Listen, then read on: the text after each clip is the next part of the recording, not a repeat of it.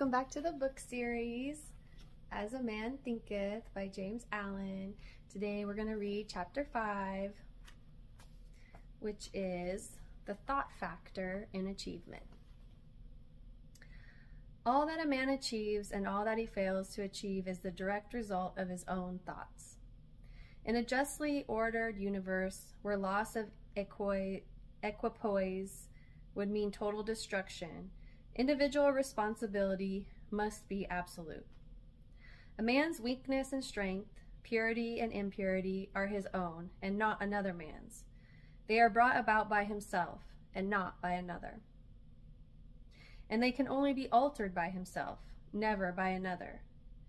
His condition is also his own and not another man's. His suffering and his happiness are evolved from within, and as he thinks, so he is. As he continues to think, so he remains. A strong man cannot help a weaker unless that weaker is willing to be helped. And even then, the weak man must become strong of himself. He must, by his own efforts, develop the strength which he admires in another. None but himself can alter his condition. He who has conquered weakness and has put away all selfish thoughts belongs neither to oppressor or oppressed. He is free. A man can only rise, conquer, and achieve by lifting up his thoughts. He can only remain weak and abject and miserable by refusing to lift his thoughts. Before a man can achieve anything, even in worldly things, he must lift his thoughts above slavish animal indulgence. He may not, in order to succeed, give up all animality and selfishness by any means, but a portion of it must, at least, be sacrificed. A man whose first thought is bestial indulgence could neither think clearly nor plan methodically. He could not find and develop his latent resources, and would fail in any undertaking, not having commenced to manfully control his thoughts. He is not in a position to control affairs and to adopt serious responsibilities.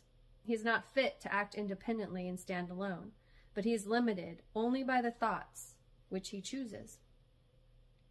There can be no progress, no achievement without sacrifice, and a man's worldly success will be in the measure that he sacrifices his confused animal thoughts and fixes his mind on the development of his plans, and then strengthening of his resolution and self-reliance.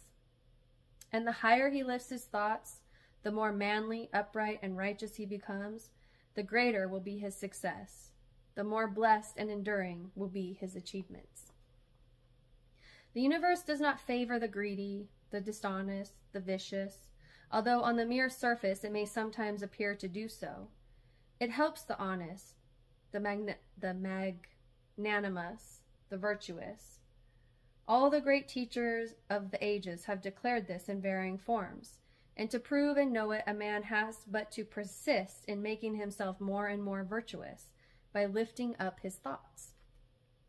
Intellectual achievements are the results of thought consecrated to the search for knowledge, or for the beautiful and true in life and nature. Such achievements may be sometimes connected with vanity and ambition, but they are not the outcome of those characteristics. They are the natural outgrowth of long and arduous effort and of pure and unselfish thoughts. Spiritual achievements are the consummation of holy aspiration. He who lives constantly in the conception of noble and lofty thoughts, who dwells upon all that is pure and unselfish, will, as surely as the sun reaches its zenith and the moon is full, become wise and noble in character, and rise into a position of influence and blessedness. Achievement of whatever kind is the crown of effort, the diadem of thought. By the aid of self-control, resolution, purity, righteousness, and well-directed thought, a man ascends. By the aid of animality, indolence, impurity, corruption, and confusion of thought, a man descends. A man may rise to high success in the world and even to lofty altitudes in the spiritual realm, and again descend into weakness and wretchedness by allowing arrogant, selfish, and corrupt thoughts to take possession of him. Victories attained by right thought can only be maintained by watchfulness. Many give way when success is assured and rapidly fall back into failure. All achievements, whether in business, intellectual, or spiritual world, are the result of definitely directed thought, are governed by the same law, and are of the same method. The only difference lies in the object of attainment. He who would accomplish little must sacrifice little. He who would achieve much must sacrifice much. He who attain highly must sacrifice greatly.